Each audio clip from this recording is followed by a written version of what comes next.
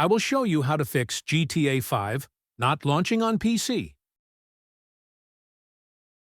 Step 1. Go to the Windows icon menu. Type Virus and Threat Protection. Then click the icon. In this section, look for the word Exclusion, usually at the bottom.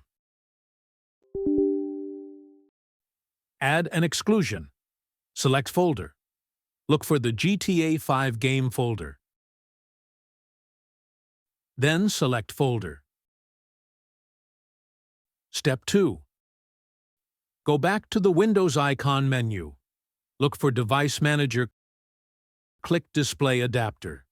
Select your driver and right-click to update the driver. Select Automatic.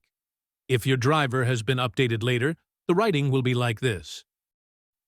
Step 3. Open Steam. Then go to Library.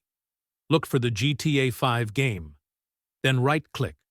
Select Properties. And click Verify Integrity of Game Files. Wait for the game verification to complete, then try restarting your PC. Thanks you for watching, and if you haven't subscribed yet, be sure you hit subscribe button.